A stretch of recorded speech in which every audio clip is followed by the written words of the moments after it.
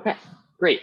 Also, I'm going to be looking here, but you should be able to see my screen in just a second, so hopefully it won't be as awkward as me just looking away and talking to you. So let's try this out and see if you can see my screen. Are you able to see this? Yep. Perfect. And you can see the full slide, right? Good. Okay, great. So, hello, everybody. Today, I will be talking about historical phonology in the languages of Northwest Sumatra and the Barrier Islands. But before diving into that, I'll kind of give an overview and introduction to the languages of the region, and then I'll go step by step into each of like the 5 main language groups in this larger area, and then at the very end talk about the Sumatran language family. And this will make a lot more sense as I introduce more of it. So as probably almost all of us here are familiar with the Austronesian circle, here is the extent of the Austronesian language family. But today I will just be focusing on this part of the Austronesian languages, namely the languages in Sumatra, and specifically of the non-Malaic languages of Sumatra. And so if we look at Sumatra, we can see that there are a number of languages that are not close relatives of Malaic in here, and these can be divided up into 3 primary groups. At the top, we have Austronesian, which is already known to subgroup with the Chamic languages of mainland Southeast Asia. At the very bottom, we have the different Lumpumic varieties, which form a group of their own, and there are currently some debates as to where they lie currently in the Austronesian language family, since they show the typical J to D merger of Western Indonesia, but they don't show some of the lexical innovations that are particular to that. And then everything else in the middle is kind of in a limbo area right now. So all these languages, besides Rajang, have been proposed to be a part of a larger Sumatran or Northwest Sumatra Barrier Islands language family. And this proposal for the family relationship was first made in 1986 by Nathoffer, who outlined a strong argument for why these roughly 15 or so languages should be grouped into one family. And the principal evidence for this was based off of a few mergers and a shift, the merger of the PMP consonants C and S, NE and N, Z and D, and a shift of J to G. And in that paper, Nathoffer outlines more sound correspondences and more sound changes than are listed here, but these are the only ones that are family-wide. So there he lists some sound changes of R going to L or R disappearing, but those are specific to certain subgroups within this family. And these are the primary criteria that he used for creating the subgroup. And besides these phonological changes, he also includes 75 lexical innovations specific to the Barrier Islands languages and the Batak languages, and 75 innovations specific to just the Barrier Islands languages. In addition to that, also a few phonological irregularities to confirm this. And so this theory of the subgrouping of all 15 languages up here, besides Rajang, has been, for the most part, accepted, with a few arguments about whether Engano and Gayo should be included in this family or not, based on the little evidence that was included in that paper for those languages. But for the most part, it has been accepted that the Batak languages and the Barrier Islands languages subgroup into one larger Sumatran language family.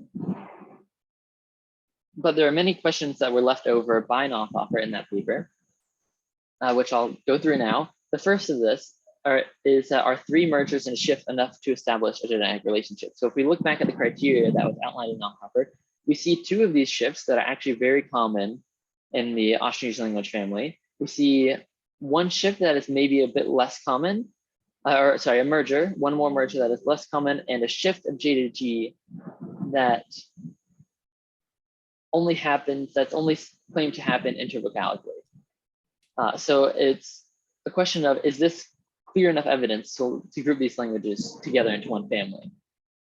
In addition to that, Nathoffer outlines sound correspondences for about 6 of the 15 languages, but doesn't provide phonological histories for those languages in question. So it's kind of hard to put in perspective those sound correspondences with the actual sound changes that happened in those languages to see, are these family-wide changes or are they changes that happen on the language level? After that, we also have to wonder about the internal subgrouping of the Barrier Islands Batak language family. So for example, is there a division between the Batak languages and the Barrier Islands languages? Do some of the Barrier Islands languages split up? So for example, the central languages and the southern form their own subgroup within this. And then, as I mentioned before, we have to wonder about the status of Gayo and Gano, which are the two remainder non-Malay languages of Sumatra other than Achinese and Lampunguk, along with Rajang and Nasal, which were not mentioned in that paper. So we have to wonder what's the status of these other languages that were either left unconsidered or whose data wasn't considered much in that analysis. And then, in addition to that, there are a number of issues. So for example, a number of the cited mergers and shifts only happen in a few of the languages and not family-wide. So for example, this merger of PMP C and S did not happen in the entire family. In fact, C was retained in the Batak languages and then went to S. So this merger of C and S cannot be cited as a piece of evidence for the Sumatran language family. In addition, there are a number of lexical innovations that are either PMP inheritances or do not show regular sound correspondences based off those correspondences and not off our outline. There are still a number of about like 40 or 50 lexical innovations for the Barrier Islands languages and for the Batak Barrier Islands languages that still hold, but about 20 or 30 or so can't be considered as innovations. And in addition to that, only 6 of the languages in the family of around 15 different languages are considered in the data. And this isn't a huge issue. As we've seen before, you could theoretically construct the Proto-Austronesian phonological inventory based off a small number of languages, but you kind of miss the larger picture of the Sumatran language family if you only consider 6 of the languages rather than all 15, especially, for example, with the Batak languages, where if you were just looking at Toba Batak, you would think that C and S merge when that is actually not the case.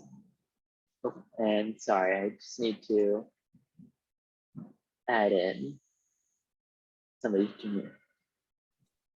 Oh, quick question. Are you all able to hear me fine?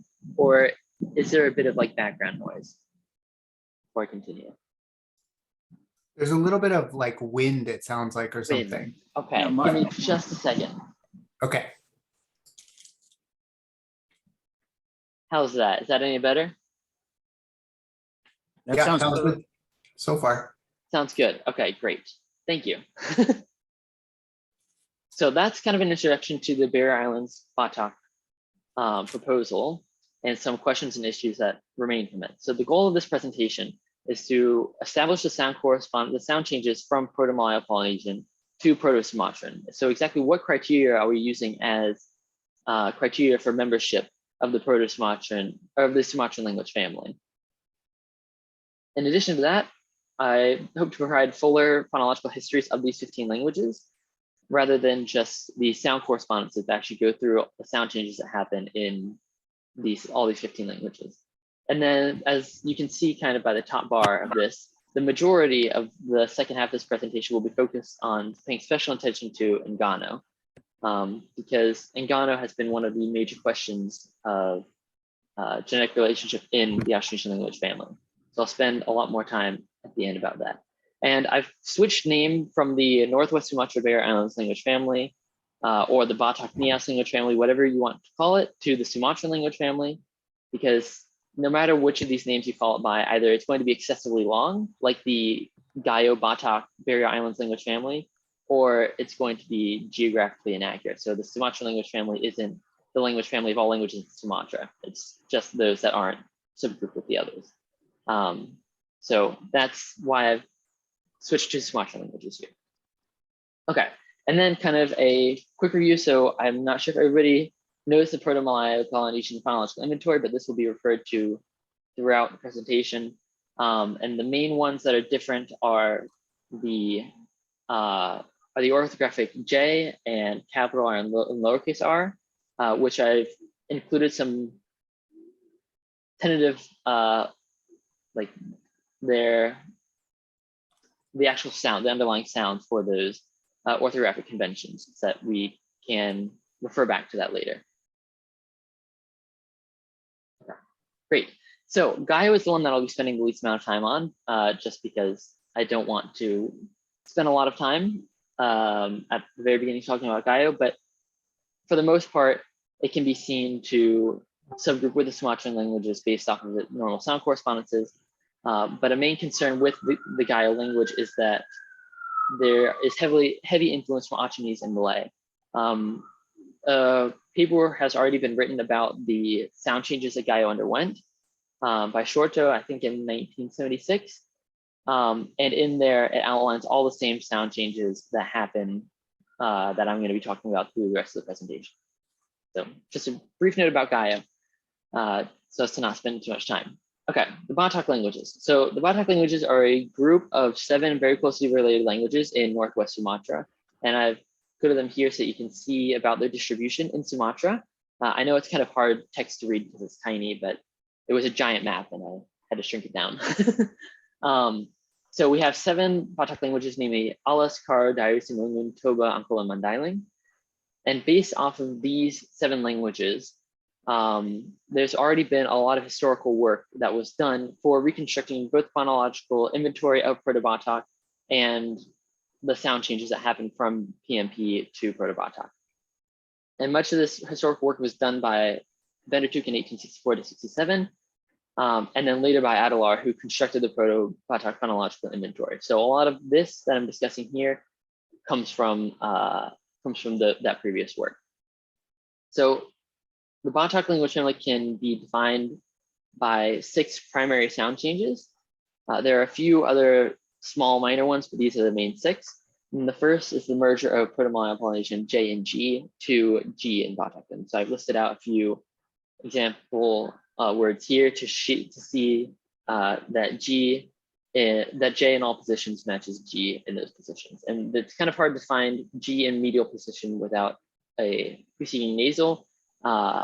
First, because Proto-Batak has a preference to pre-nasalize G word medially. And second, because G isn't the most easy consonant to find in the Proto-Austronesian lexicon compared to J. The second sound change is the merger of Z and D as D in Proto-Batak. And there are some examples where Z is maintained as a voice palatal affricate, but for the most part, Z and D both merge as D. And again, I've included some examples here so we can see the reflexes of Z matching with the reflexes of D in Proto-Batak. And most of these reconstructions, again, were provided by Adalar earlier, and they're based off of all the retentions in the Batak languages.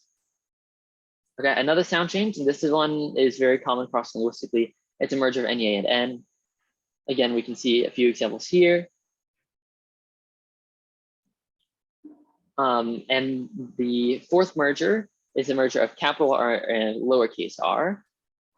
This is easier to see in the Batak languages than any of the other languages that I'll be discussing later in this presentation, mainly because lowercase r isn't in basic vocabulary, not in much basic vocabulary for Proto-Austronesian, but the few words that have lowercase r, we can see plenty of retentions in the Batak languages, and we can see clearly that capital R and lowercase r merge in Proto-Batak. The fifth, again, another very common sound change is the loss of H. This disappeared in all positions. And then the last sound change is a shift of Q to H, and then that H was lost word initially and word medially between 2 unlike vowels. So we can see here that in between 2 like vowels, Q was retained as H. Between 2 unlike vowels, it was lost, and then initially it was lost, finally it was retained.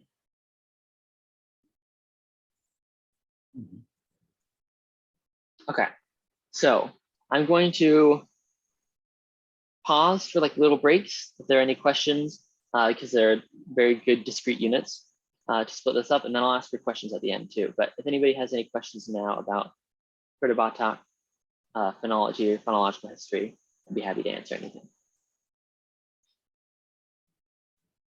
Okay, great. So on to the Northern Barrier Islands languages. So the Northern Barrier Islands languages are a group of 3 languages, Lakon, Similue, and Haloban, that are spoken in the island of Similur and the Banyak Islands off of the northwest coast of Sumatra. The most well-known of these is Similue, and Haloban and Lakon have received very little linguistic attention. For example, they're not even cited as languages by Glottolog, but we can see that they do diverge in considerable ways from Similue. So like I said, they received very little linguistic attention. And since Lakon and Haloban have only recently received any recognition, there isn't much in the ways of dictionaries or grammars, let alone any historical analysis on these specific languages. And only Hans Kaler did a dictionary for Similue in 1961. And that's about the most of the historical work that we have with Similue. So we can see, based on that dictionary, and there's one Haloban dictionary that was recently published, and a few Lakon word lists, and there's current language documentation going on with Lakon. So based off all that data, we can see a few sound changes specific to the Northern Barrier Islands language group. And I didn't say this specifically, but the reason why I've grouped these 3 languages together, and actually the same for the Central Barrier Islands languages, together into these families, is that it's very clear that these languages are so closely related. Just like looking at 2 of the Batak languages, it's immediately clear that they're very closely related. So I've selected this as a small language family. So the first shift is one that's very common across linguistically, which is K to glottal stop. And this glottal stop was lost word initially, presumably because of the distinction between glottal stop initial words and vowel initial words kind of was muddled. And we can see that in these examples below. The second sound change is a merger of J and G as K and X intervocalically. So again, I've included some examples here. We can see that J and G pattern the exact same in both of these languages. And there's not a clear example of G word medially or intervocalically as there was with the Batak languages. And this is just likely due to the lower lexical retention in the Barrier Islands languages. Okay, and then there's also a Z to D merger as D and R intervocalically. And so if you're thinking back about the Batak languages phonological history, you'll probably see a lot of overlaps between them with J and G merger, and now Z and D merger. We can see here that Z and D pattern the exact same, both going to D word initially, both going to R word medially, or intervocalically. We have an R to R merger, R and R merger as L. And so there aren't many examples, like I said earlier, of a lowercase r in the Northern Barrier Islands languages because lowercase r isn't in much basic vocabulary, but we can see some clear retentions of lowercase r as an L in the Northern Barrier Islands languages. And some of these sound changes I won't actually be discussing here, but so if we're looking at why these two forms are same, it's because B is D voice following a schwa. That's just one of the particular sound changes here. And then, as I said before, G goes to K, and I'll say later, P disappears. So we can see that capital R and lowercase r merge as L in the Northern Barrier Islands languages. And I see that I think I've made a mistake here. This should all be PNBI for the Northern Barrier Islands languages. Okay, again, another N and NEA merger, very common cross-linguistically. We have a few examples here. And both Q and H merge with 0 in the Northern Barrier Islands languages in all positions. So unlike with the Batak languages where Q is somewhere retained as H, Q always disappears or always merges with 0 in the Northern Barrier Islands languages. And then finally, like I said before, P goes to H intervocalically and disappears word initially. And we can see that here. For example, with a word that has 2 P's, we see the P disappear initially and Lanite to H word medially. Okay, so if we're looking at these changes compared to the Batak languages, we can assume 3 earlier changes without drawing too much assumption out of it. So for example, assuming that J and G first merged as G and then later got divoiced to K or united to X, this would be a very an unexpected change. Same for the merger of capital R and lowercase r. Them merging first and then going to L would not be an unexpected change. And again, with the shift of Q to H, if that H was eventually lost, that would make sense into the history. So we can extrapolate from the sound changes that we see in the Northern Barrier Islands languages and see that there are very clear connections with the Proto-Batak sound changes. Okay, so again, I'll pause really quickly for any questions about the Central Barrier Islands or the Northern Barrier Islands languages before moving on to the Central. Yeah, I got a couple of questions. Yes, absolutely. So I see that you're using the IPA symbol for the palatal glide in your reconstructions for Proto-Northern Barrier Islands. And I wonder why, because the practical orthographies of all of the languages in that area use J for the voiced palatal affricate. So it could be a little bit confusing, I think, for people who are used to looking at practical orthographies of languages in this area. Yes, thank you. And I should have mentioned that at the beginning. So for the Proto-Malaya-Polynesian lexicon, I'm using the orthographic conventions of Proto-Austronesian, Proto-Malaya-Polynesian. But for everything else, I'm using IPA.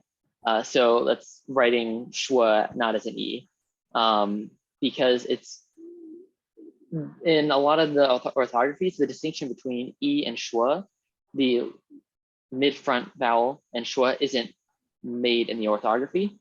So I've distinguished that and then also decided to distinguish Y as a J, just to have it consistent as all IPA. But yes, I should have made that clear at the beginning. Thank you.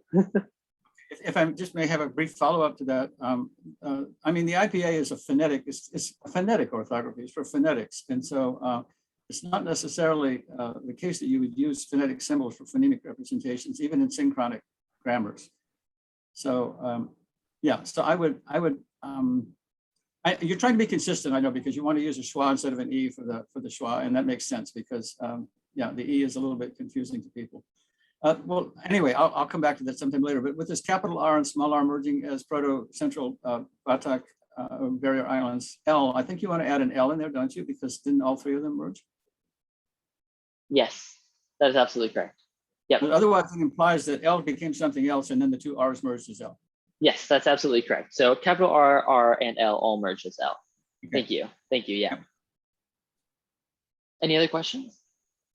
Just to follow up on Bob's point there, do you use the orthographic J for a glide? Is that what you said, Bob? Yep. I think I had it here. I had it here. Oh, okay. That's where it was. Yeah. And yeah, then I think. Yeah. Okay. A little bit of inconsistency. Okay. No, that's fine. I just wanted to. I hadn't seen that, but I would agree with Bob that especially with the orthographic J, that can be confusing. Yeah. And they're using a Y in fire, for example, in final position. Yeah.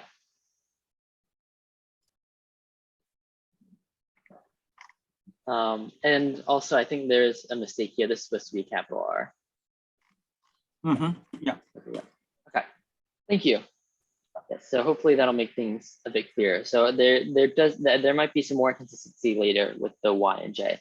Yeah, but I don't use J anywhere here to mean the palatal affricate. So if there's ever a J on the right side, it's always going to be the glide. So I think I just accidentally switched between the two. Okay. Okay, great. So onto the Central Barrier Islands languages. So this consists of two languages, namely Nias and Sikule, or Sigulai, depending on your convention. And these, again, are two very closely related languages, as with the Northern Barrier Islands languages. And it's very clear that they form their own subgroup. And in terms of their linguistic work, they have received considerably more attention than the Northern Barrier Islands languages. Both having been the subject of a grammar and a dictionary, multiple dictionaries for Nias and multiple grammars actually for Nias. And in terms of historical work, Kaler outlines sound correspondences between the two Central Barrier Islands languages and Simulue, And Lefebvre provides a comparative overview between Nias and other Western Indonesian languages. And this is where I mentioned earlier the name Batak Nias subgroup. This was the early name for the Northwest Sumatra Barrier Islands language family that was proposed by Nathoffer. So there have been many iterations of people recognizing that these languages clearly subgroup together. Okay, so in terms of the sound changes these going to go, as the same with the Northern Barrier Islands languages, K goes to glottal stop. And I should mention, while we're looking at this data, all coda consonants are lost. So just that if you're looking in this data, again, I think I had an accidental retention there. All coda consonants are lost. So if there's one accidentally retained here, it shouldn't be there. But otherwise, I won't mention the reflexes of any of these consonants in final position because we just can't see it. So K goes to glottal stop as it did in the Northern Barrier Islands languages and was lost word initially. We see another J to G merger, J and G merger as G and as X intervocalically. Again, this isn't totally unexpected as G intervocalically is very subject to lenition. Z and D merge. We can see this by their patterning. So there aren't a lot of very clear reflexes of Z in the Central Barrier Islands languages, but where there are, they pattern exactly the same as D. So intervocalically, it's an R. If there's an L later in the word, that Z becomes an L. And at the beginning of a word, D or Z is reflected as a D. So for example, with this word for jalan, for path, that Z goes to L. We can see this like analogously with D. The D in the word for root also goes to an L before an L later in the word. And then word medially, we can see the reflexes of Z are R, the same with D.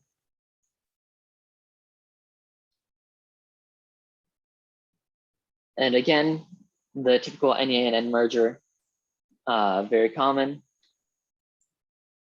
And then this is where it gets a little bit trickier with what I said about finding reflexes of lowercase r in the Central Barrier Islands languages. So it's very clear that R is lost or changes the vowel quality of the adjacent vowels in the Central Barrier Islands languages before getting lost, but it's less clear what happens to lowercase r.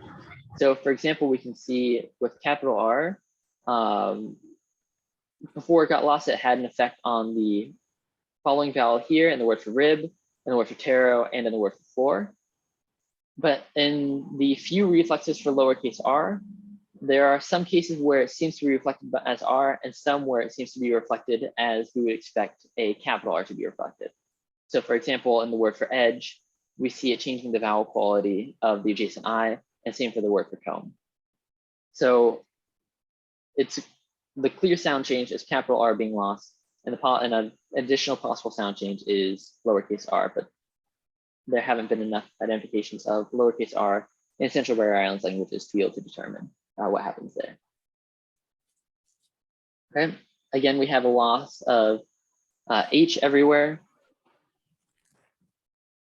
and Q is retained as H in all positions in the Central Barrier Islands languages, and lost word finally.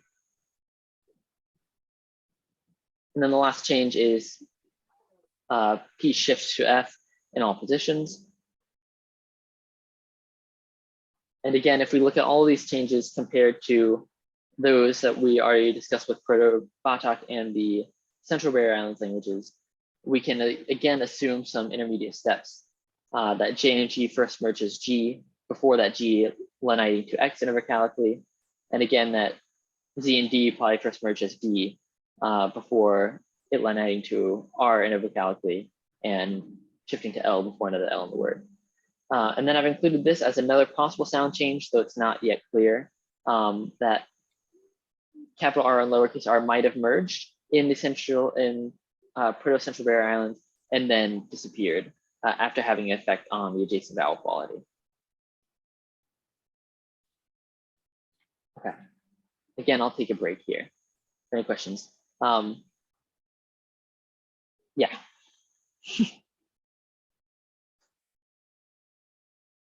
Nope.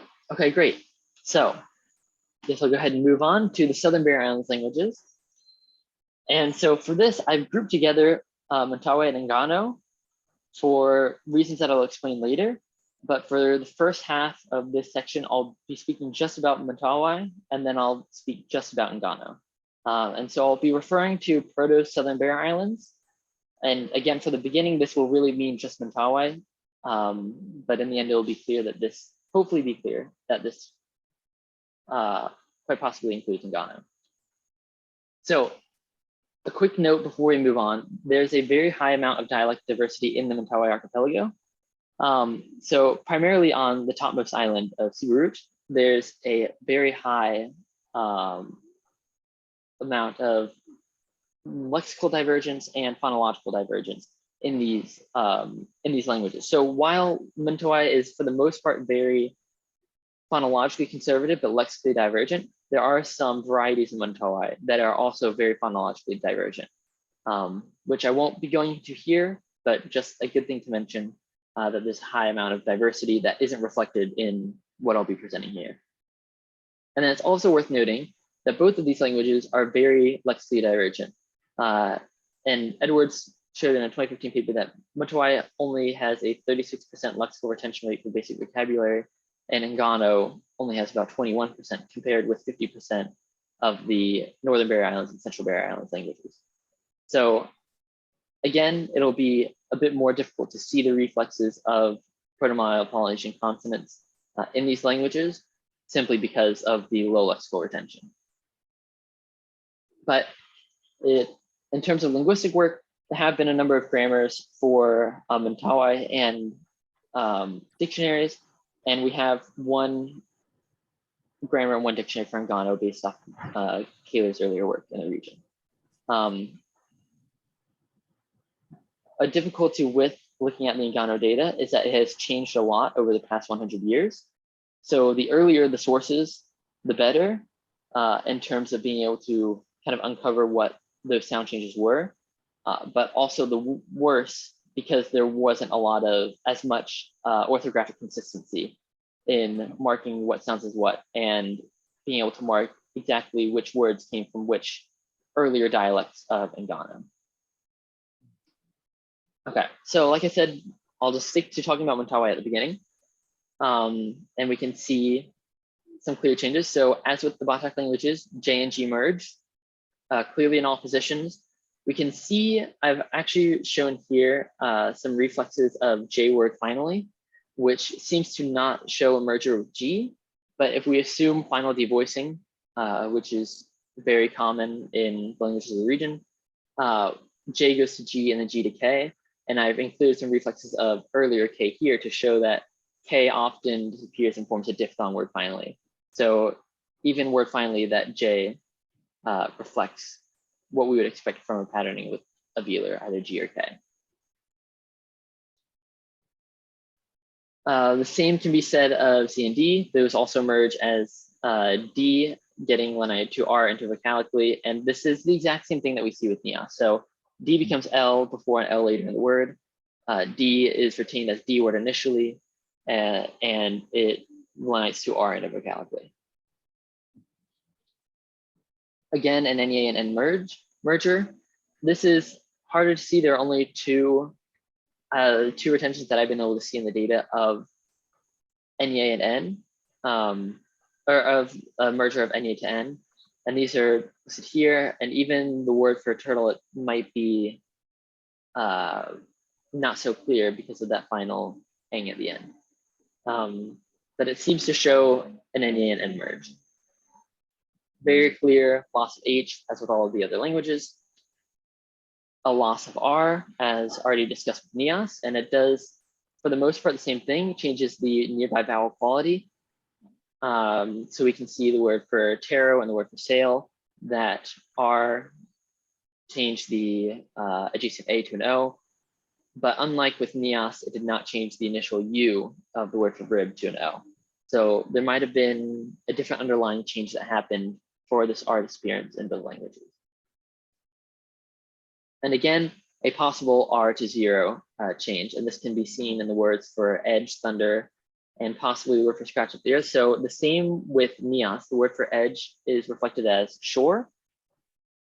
And here, much clearer than it is in Nias, we have a distinction between capital R and lowercase r for the words for edge and lip. In Nias, they're reflected as the same thing, B-E-D-E, but in Mentawai, they're reflected as two different words. And this is good for identifying the fact that the adjacent R's in both of the vowels affected the vowel quality, whereas the adjacent R in the word for lip only affected that adjacent vowel.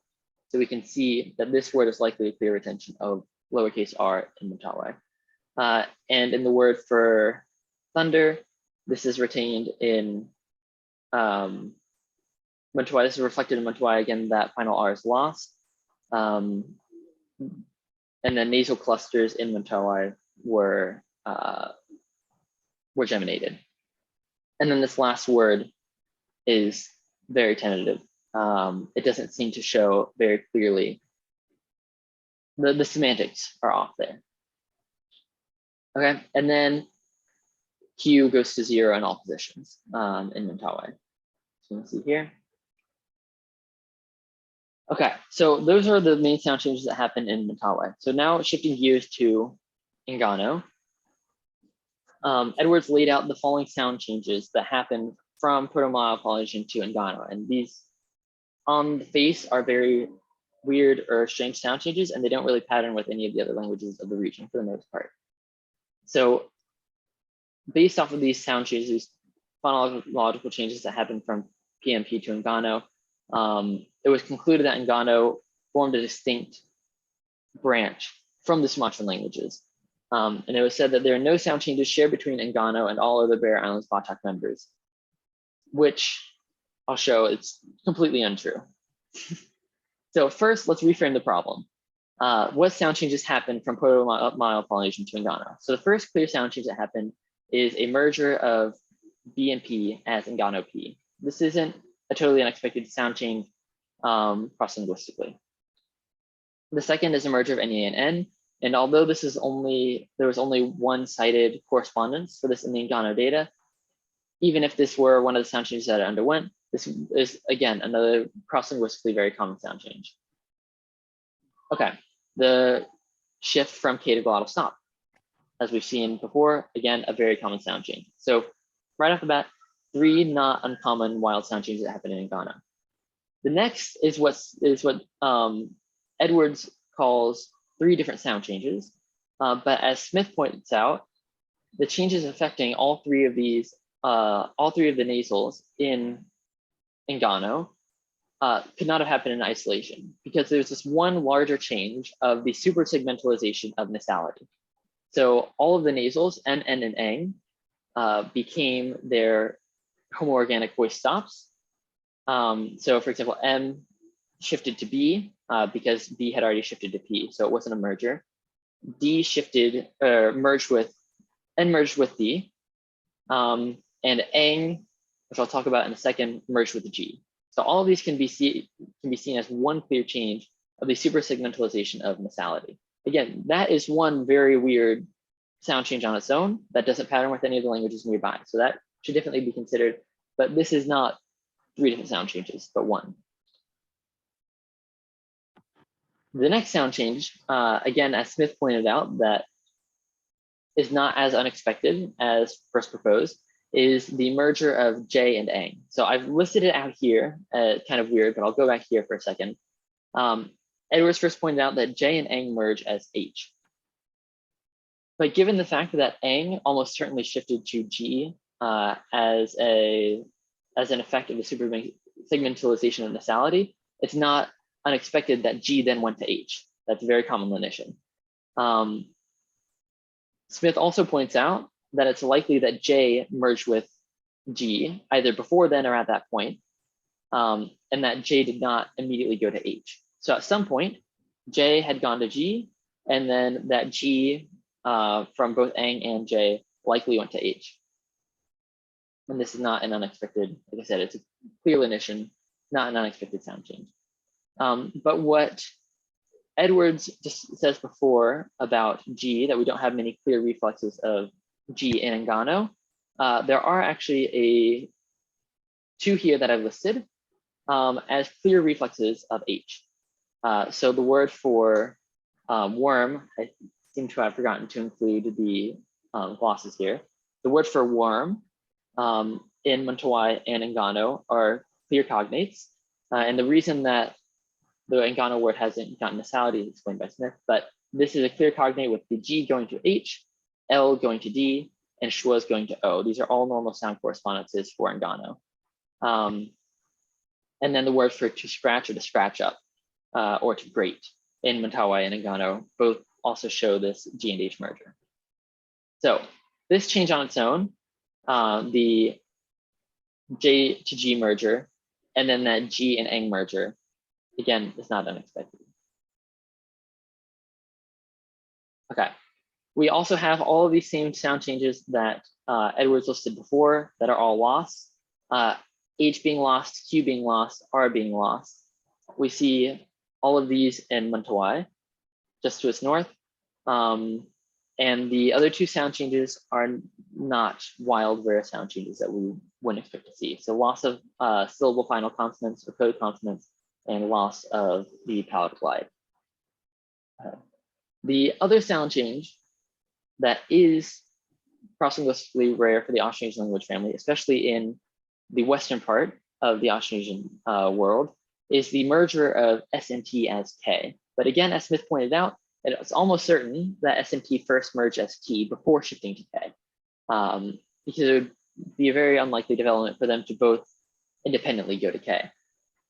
And in addition to that, based off of, I think Bob, you wrote a paper on this, 2004, we can see that the loss of K tends to be implicationally related to the T to Q, to a T to K shift. So since we already see in Ngano that K went to glottal stop, it kind of makes sense. It's no less rare of a sound change, but it kind of makes sense that that T that had merged from S and T went to K. So we kind of need to put it in the perspective of these corresponding sound changes. And then the last one that Edwards lists as a weird sound change is the shift or the strengthening of Proto-Polynesian Y or W to Ngano B. And this is definitely not a common sound change, not as common as the other ones, for example, K to glottal stop or the merger of NEA and N. So based on all that, we have 4 rare sound changes in Ngano. The supersegmentalization of nasality, a merger of S and T as T, a shift from T to K, and then a merger of W with B. And Edwards says that the change from S to T is still a highly unusual change. It's very important because it's one of the rare sound changes that Ngano exhibits, and that no other language of Western Island Southeast Asia displays such a change, which is not true. Just to the north of it, in Mentawai, the Similegi variety of Mentawai exhibits this exact sound change, along with the W to B merger. And I've given some examples here. We can see clearly W goes to B, W goes to B, W goes to B, as exemplified in Ngano as well, and specifically in the Similegi variety of Mentawai. And we know that this is an earlier sound change because later sound changes have affected this, this T merger in Mentawai. So S and T merged as T, T went to S before I, and then K went to S before I as well. A weird change for Similegi, kind of conflating the earlier sounds that were there. Anyway, so we can see here in Similegi Mentawai that S shifts to T or merges with T. Okay, so that's my final spiel about Ngano. That of the 4 typologically uncommon sound changes, 2 of them are seen in Mentawai to the north. And so on that basis, and on the basis that it shares the majority of its other sound changes with Mentawai, namely an N and NEA merger, a J and G merger, H, Q, and R getting deleted. Based off all these, that's why I've included Ngano and Mentawai in one Southern Barrier Islands language family. Okay, so to sum up the Sumatran languages overall, based off of all of these 4 language families that we've looked at, and including Gayo, which I haven't really talked about much here, we can see what would have been the sound changes that happened from Proto-Polynesian to Proto-Sumatran. So the first is a very clear J to G merger as G. And this is reflected clearly as G in Proto-Batak, in the Central Barrier Islands languages, in the Southern Barrier Islands languages, and it shifted to K in the Northern Barrier Islands languages. Not an unexpected sound change for a G. A clear merger of Z and D. We see this D clearly reflected in the Batak languages, also in the Northern Barrier Islands languages as D and R, and in the Central and Southern as D, R, and L. It's very likely that all of these can be reconstructed to one D that had merged from Proto-Polynesian Z and D. This one is not as uncommon, the merger of NA and N, but nonetheless a criteria for the Proto-Sumatran, for the Sumatran language family. Another not uncommon one, the loss of H. And a possible one that I've included here, but it needs more working to really consider this strong evidence for the Sumatran language family, is the merger of Proto-Polynesian capital R and lowercase r as Proto-Sumatran lowercase r that was retained in the Batak languages, shifted, merged with L, thank you, merged with L in the Northern Barrier Islands languages, and was lenited in the, or was alighted in the Central and Southern Barrier Islands languages. And then lastly, a shift of Q to H, which again exhibits common sound changes being lost in the Batak languages, except for word finally in between two of the same consonants, being lost completely in the Northern and Southern Barrier Islands languages, and being retained as H in the Central Barrier Islands languages. So based off of that, we have one large Sumatran language family with distinct branches as divided out here. It's not clear whether there can be any other evidence for subgrouping any of these, the Northern Barrier Islands languages and Central or Southern languages together, simply because there's not enough phonological changes that they all share in common to say this is clear evidence for them subgrouping. In fact, the only one that all of them share is D going to R intervocalically, which is a very common sound change. So based off of that, we have the Sumatran language family with Gayo in the north, the Batak languages right below it, the Northern, Southern, Northern, Central, and Southern Barrier Islands languages. And hopefully this can also provide kind of a criteria along with lexical innovations, which would more bolster this theory.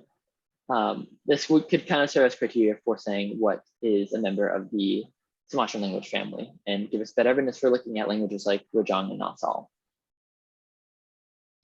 Okay, that's all I have. Thank you for listening to this. And I didn't say this at the beginning, but I meant to say it. This is a very preliminary presentation of this work. So I would be more than open to any questions, suggestions, serious revisions that you all have to offer. But thank you for listening. I'm open to questions. Yes. So the first four mergers that you propose for Proto-Sumatran are also found in Rajang, which is not in your Sumatran group, right? Yes. Well, I'm not excluding it. You're not excluding it. Okay, because those four mergers do look kind of interesting in terms of maybe possibly including Rajang in that group. I very much agree with you. Yeah, there's a second. I have a couple other points, if I may. One of them is the etymology for snake that you have. Yes. You have LOU for Mentawai, ULOU, Ulo, I guess. And you have it coming from Ulud, which is the reconstruction for basically a metamorphosing insect, so a maggot or a caterpillar. Yes. I wonder if that shouldn't be from HULA capital R, which is the reconstruction for the PMP reconstruction for snake, because your other words that end with AR come out with O. Yes. Yes. So the only difference here is OU rather than O. Exactly. That, in fact, that's a very important difference. Final vowels in Mentawai don't diphthongize unless they're followed by a K. When that K was lost, they diphthongize. And so this caterpillar to snake, we see the exact same change in semantics in the Batak languages as well, which provides further evidence for that being its etymology. And I believe, let me check really quickly to see if I have a clear reflex of the word for snake in Mentawai. Do you have other examples of schwa to o? Because I see the word for ant doesn't show that. The word for chicken doesn't, I mean, that the etymology is very questionable there. Oh, yeah. So this sound change. So this one here I've listed as an animal sound just because that's the definition in the dictionary. But I looked at the correspondences in other languages and it said the clucking of a hen. And Mentawai had a tendency to replace the words for animals with their sound. So for example, the word for dog isn't asu in Mentawai. It's I believe like dok dok or something that comes from the barking sound. And I believe that happens with like one or two other animals. And yes, I think I do have a few other sound changes where final schwa is reflected as O. So what would H-U-L-A capital R come out as in Mentawai? Most likely ULO. U-L-O, not U-L-O-U. Okay. Yes. Yeah. So the word for navel, not navel. Yeah, navel or belly button. I'll put it in the chat so that it's clear. Let's see. So we have this for PMP, and in Mentawai it's this. Yeah. Okay, I see. Yeah. Okay, that's interesting. Okay, thanks. Yeah. One final thing is that the BP merger, for example, you say that's a fairly common sound change. Well, if you look at oceanic languages, yeah, of course, it happened in Proto-Oceanic. And so there are 460 Austronesian languages in that group that show that change because it happened in their single common ancestor. But outside of Oceanic, it's almost unknown in Austronesian. Yes. Yeah. So in the languages of the region, it is definitely not attested other than in Gano. I think my main point behind saying that was it's not as typologically cross-linguistically uncommon to happen as a TNS merger or a TDK shift or the suprasegmentalization of lethality, where those are very clear, like weird sound changes, especially in Southeast Asia. TS mergers happen in several languages in Southeast Asia and in the Austronesian family that I know of. In Thao, for example, in Taiwan, and I could come up with others in a few minutes if you give me a little time. So TNS do merge as T usually, unconditionally. Yeah. In terms of condition changes, they merge as S before I in many languages.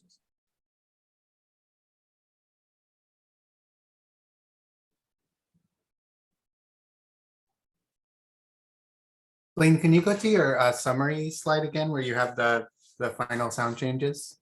Yes. I just want to look at them really quick.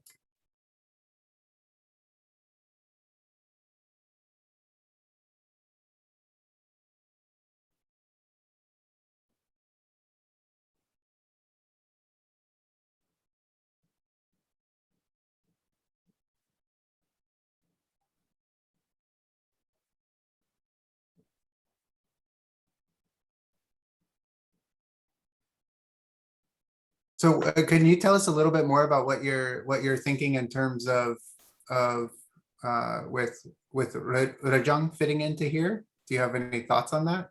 Yeah. So like Bob mentioned, we can see the majority of these changes also being also happening in Rajang as well. So for example, the J and G merger happens almost universally in Rajang, except for one dialect where final J is reflected as T. And I think that's the main evidence for considering Rajang as a member of this family would be that J and G and the Z and D merger.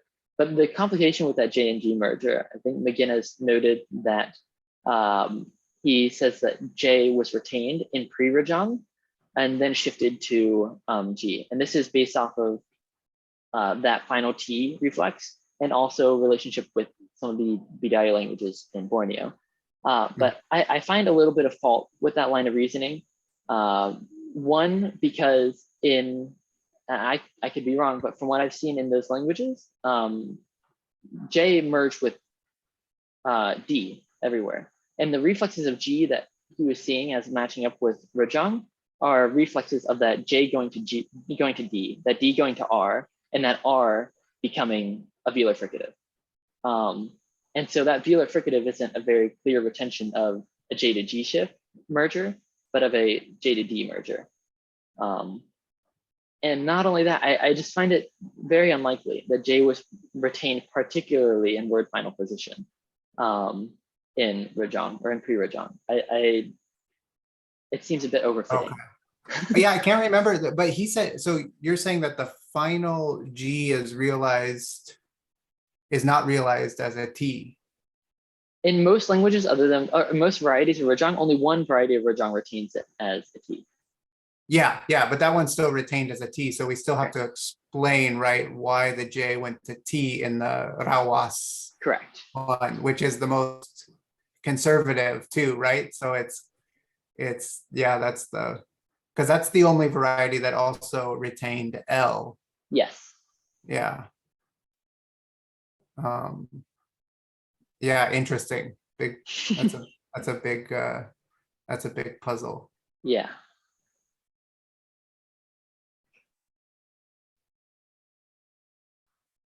Any other questions?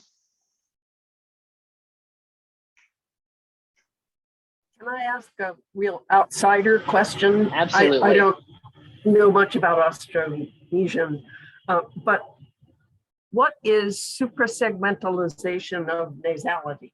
Yes. Okay. So Your examples just look like denasalization. it does. So I haven't included many examples of Ngano words here, simply because to go through all of that would have been, well, Edwards wrote a 50-page paper on it, and to condense that into 5 slides would have been very difficult. But so I don't know if I have any here. But so what happened in Ngano, and this was a theory proposed by Smith, I believe, recently in 2020, is that coda nasals in Ngano, just like all coda consonants in Ngano, were lost. But when coda nasals were lost, that nasality transferred to the whole word. So, for example, the word for leaf in Proto-Austronesian or Proto-Polynesian is bulung with a final ng or ang, final ang. Whenever that final consonant was lost in Ngano, the word became hunu, where that B became a P, the L became a D, and that nasality from the NG became, here, I'll write it out here because it's a bit difficult to explain. Yeah. So it otherwise, like for example, intervocalic and word initial nasals, that's definitely that characteristic of denasalization, right? Because they just merged or shifted to their homoorganic stop counterparts. But coda nasals, we can see that reflected in the nasality of the whole word. And so in Ngano, whole words are defined as nasal or non-nasal. And this changes the quality of voice stops. So voice stops in a nasal word become homoorganic nasals. Yeah. But otherwise, As yes, in your it does look example, exactly. voiceless ones don't. Exactly, voiceless ones do not. Voiceless ones just stay, but they remain transparent to nasalization. So that nasal can pass through a P to surrounding vowels.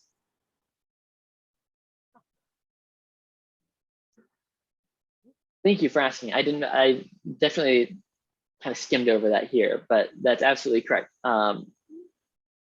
It does look, based off what I said here, it looks like it could just be denasalization, but that nasality was kind of extracted off and became a whole word level feature. And the nasality can pass through a voiceless consonant stop. Yes. Mm-hmm. That's good.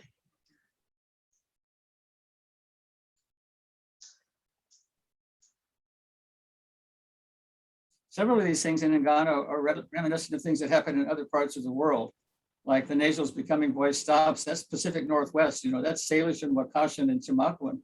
Yeah. And then the nasality being part of the whole That's world. why Some Amazonian languages are like that. What languages? Some of the languages in the Amazon. The Tucanoan languages. Yeah. They have very similar systems of word level nasality. Yeah. So this is kind of, Ngano's always been a puzzle for everybody, and it continues to be a puzzle in many ways. It's starting to look more and more like Noethofer was right, that, it is part of this group, as you're saying, as you are also arguing, but it's just so hard to explain, both linguistically and culturally, why they're so different from, say, the Nias people. Yeah.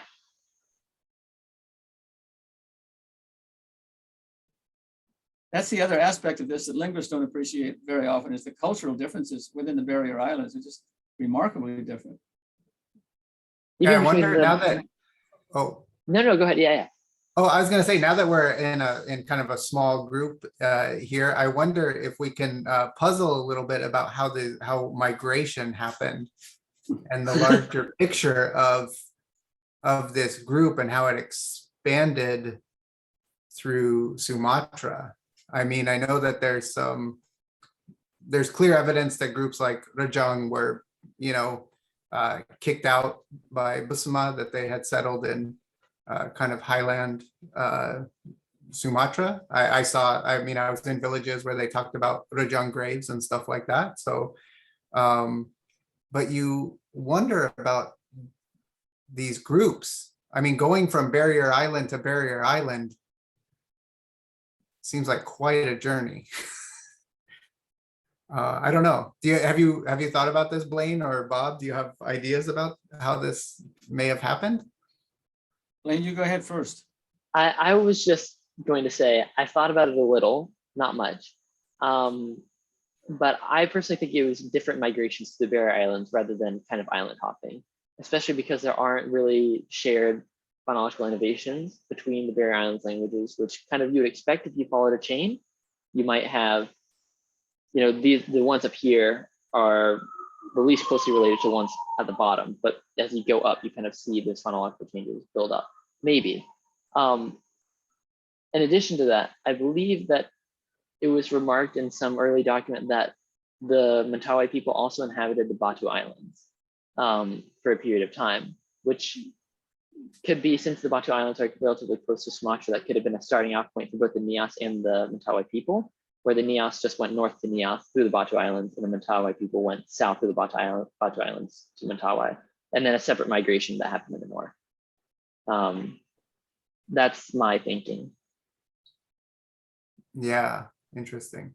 So that we have a picture of Sumatra that is the mainland Sumatra that's sparsely inhabited, and Yeah. that people went out to the outer islands. One thing that seems pretty clear is that the Malayic languages came in later from Southwest Borneo. And these Barrier Islands and the Batak Barrier Islands languages were probably quite a lot earlier migration, probably at least 1,000 years earlier. And then you get this isolation, I think, in the Barrier Islands, where they just didn't have much contact with the rest of the archipelago. Yeah, absolutely, especially for Mentawai and Nagano. Recently, you can definitely see a lot of loan words in the northern and central Barrier Islands languages, but definitely not in the southern.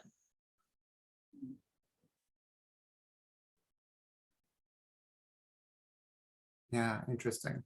Well, Blaine, this is really excellent work. I know we've discussed it many, many times, but it's really interesting to start to see a different picture of Sumatra and coming close to it. I mean,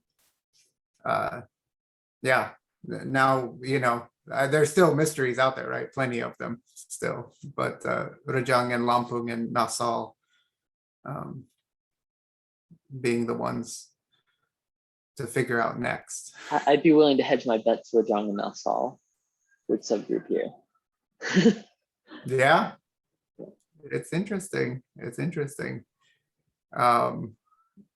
We just have to see if beneath all that contact with Lampunic and Malayic, if we can find what we need with Nassau.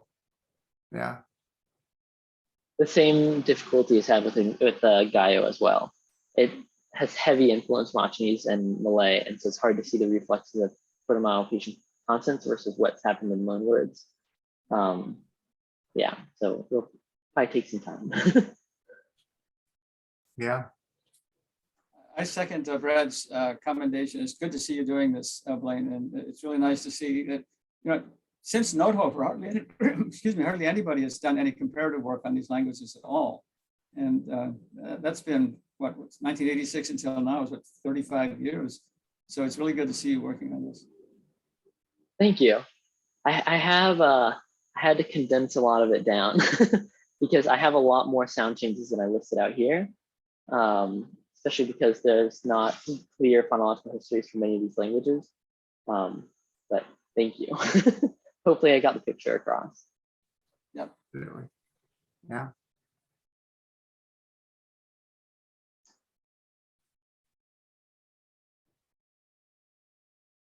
Okay, great. Well, thanks, Blaine. I'm going to head off to my next meeting. Good to see you, Patricia. Good to see you guys too. Yeah. I have to admit, I attended this sort of just to see what some of the sound changes being proposed were, because I'm not an Austronesian. And it was very interesting. It was a little bit like trying to drink from a fire hose, I must say. Yeah, absolutely. It's handouts. Okay. But thank you very much. Thank you so much for coming and for all your questions, everybody. I really appreciate it. Thank you. Thanks for the presentation, Blaine, and the great conversation. That was super interesting. Thank you. Don't know anything about the area that much, but it's really enjoyable. Thank you. Have a good one. Good to see you, Bob. Good to see you, Patricia. Good to see you, Leo. Stay warm. Thanks. Hi, everyone. Take care. Bye, Thanks, Christina. Blaine. Thank you.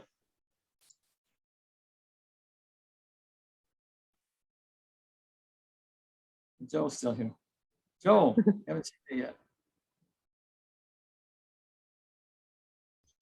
Nice to see you guys. I learned a lot, Blaine. Thanks. Thank you. Thank you for coming. I definitely have a lot of typos to fix in here, but Yeah. I have a lot of typos to fix in here, especially with the Yeah. orthographic changes and things. Those things happen. Yeah. Yeah. So I'm glad to see you do this talk, and you're putting together more languages than I saw you putting together before. So I see some growth in terms of what you're trying to cover. Yeah, I'm having trouble limiting. Yeah. I think the good thing is there are only two other languages that I can really consider, which is Rajang and Nassau. And so if I don't have the self-control to restrict this paper to what I just have here, then it'll only be two more languages. That's what I keep telling myself. That's the optimistic way to look at it. Thank you for all of your questions, by the way. Oh, absolutely. I mean, I'm here to ask questions and to see you, I want to see you succeed, and you're doing a great job. Thank you. I'm really grateful that you're working on this. That's great to hear. Hopefully it came together as I was hoping. Yeah. So when things improve in terms of the pandemic situation, are you planning to do field work? Yes, but I'm not planning on doing historical fieldwork. Probably language documentation. Yeah, yeah. So which language would you be working with then? Probably Nassau. Nassau, and probably Nassau. Oh, I see. Okay. Yeah. It is a mystery. It's just very puzzling where that one fits in. Yeah, absolutely. That and Rajang. Again, like I said it before, I'm not sure I buy Dr. McGinn's reasoning, but Yeah. that'll take some more looking into. Okay. All right. Sounds good. And thanks again for organizing, the talks in general. So we've got one coming up in 2 weeks, right? Yep, one coming up in 2 weeks and then another 2 weeks after that. So. Okay, and one in 2 weeks is going to be by the Maori teacher, right? Correct. Yep. And I haven't met this person. What is it? He or she? She, Amelia Butler. Amelia Butler. Okay. All right. Well, what the topic is going to be? No, so I'll reach out this week for a topic, and then I was thinking that it might be best to also include in the reminders and announcements, maybe like a little abstract. So people Right. get. Okay. Yeah. So I'll ask her for that as well. Okay. Sounds good. All right. Great. Looking forward to it. Yeah, thank you. I'll see you in class tomorrow, I guess. Yeah. Yes, yeah, and with the midterm. That's right. Okay. Take care. Thank you. You too. Bye.